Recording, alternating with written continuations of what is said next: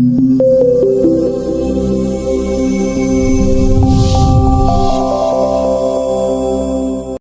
everybody, welcome to Dreamcatcher Botanicals. My name is Aaron Weiss. Today we're going to talk about an amazing herb. It's called wild asparagus root, the Taoist flying herb. So here's a picture of the leaf and the flower. As you can see, the leaf looks like an unassuming houseplant actually. And some species of asparagus are used as houseplants. So if you see something that looks similar, it may not be edible, but it is in the same family as other asparaguses. Here's the flower, and as you can see, it's a very dainty white flower. I actually really like the flower. Here's a freshly dug up root, and as you can see, it's kind of bulbous and elongated, and it's specially cut and prepared and dried in a specific way. And I'll actually show you some wild asparagus further in this video. I have some for you to look at for quality purposes. Now, wild asparagus' other common names are Tian, heavenly spirit root, or lush winter aerial plant. Now that's actually the literal translation of Tian, lush winter aerial plant. In its Latin name is Asparagus lucidus or Asparagus Cochinchinensis, not to be confused with culinary asparagus, which is Asparagus officinalis. And there's another herb out there called shatavari. That is an Ayurvedic herb from India, used in the same way, but that's Latin name is Asparagus racemosus. Albeit all three of these species have similar qualities to them, they're used in different ways. So going back to wild asparagus root here, the part used is specially prepared root, like I was talking about before.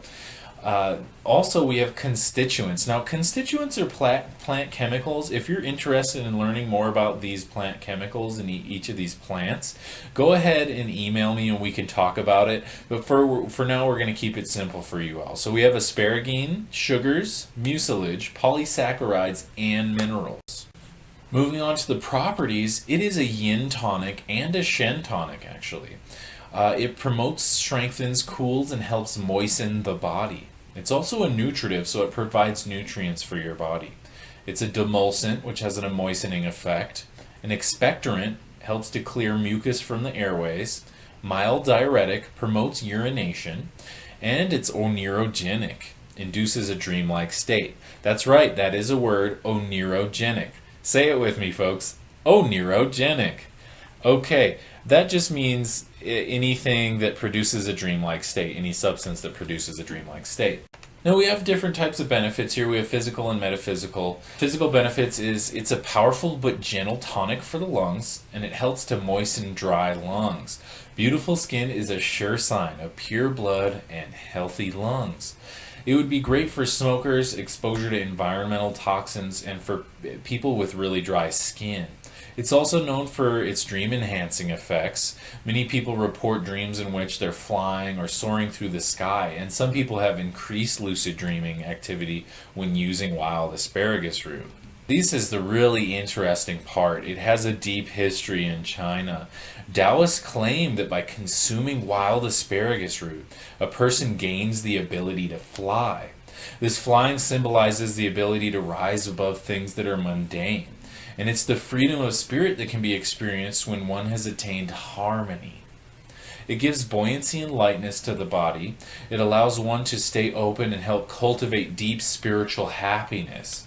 It's said that with regular consumption of good wild asparagus root, it'll open the heart center and bring one to a sense of peace and well-being. It has different uses as a tea, tincture, or extract. Treatment for dryness in the lungs or digestive tract. Helps to clear heat, relieving restlessness and calming the heart to tranquilize the mind. Very interesting. It helps increase fertility and relieve menstrual pain. And it's used for chronic rheumatic complaints. And it's used as a potent herb for dreaming. So my personal experience with it is that I used it for 3 months.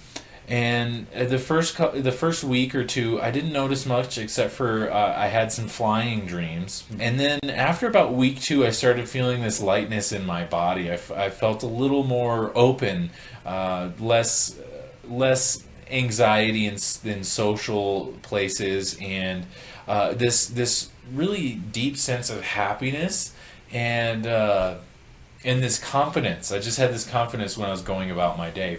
And I did it for about 3 months, and I do it on and off every now and then because I love this herb personally.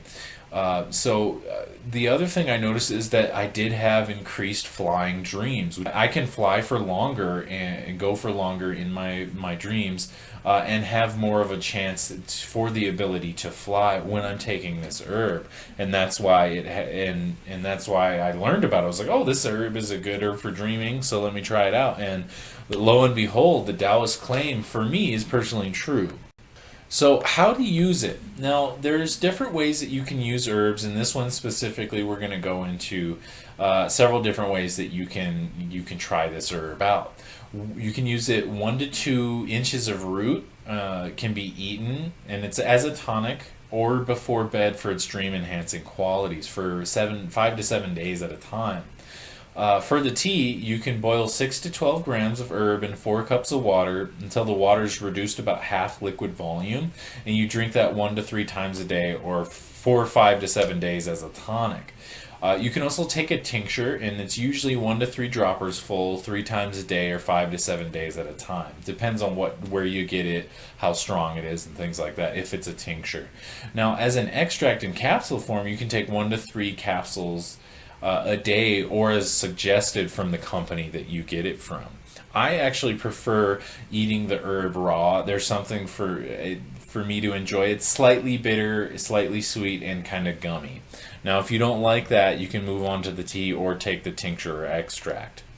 So here I just wanted to show you some high quality asparagus root that I found, and it's quite powerful. As you can see here, these are longer strands of asparagus root, so you know the root is a little older. Some of it you'll find smaller pieces, about 1 inch, 2 inches long, and I've gotten some before that's actually dry and brittle. As you can see, this is nice and gummy. It is specially prepared. This, you know, it is quality. Now, you can see my stuff is a reddish brown yellow color. If you get the lighter yellow stuff, it's totally fine, but I like to get the orangish reddish asparagus root, wild asparagus root. It's much better.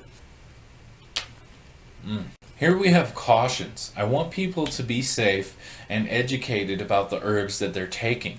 Sometimes you can find information online that can be contraindicative or kind of confusing, so it's best to be safe. So here we have cautions for wild asparagus root. Do not use if you're pregnant or breastfeeding. Check with your doctor if you have a medical condition or if you're taking prescription medications. Do not take if you tend to get cold quickly, have cold dampness, or have a productive wet cough.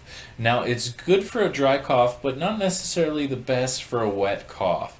And these are all traditional Chinese medicine indications of it not being good for a person. So be careful if you get cold, if your body seems to be a little more damp and cold, or if you have a productive wet cough. Otherwise, there are no contraindications when used properly. That about sums it up for wild asparagus root.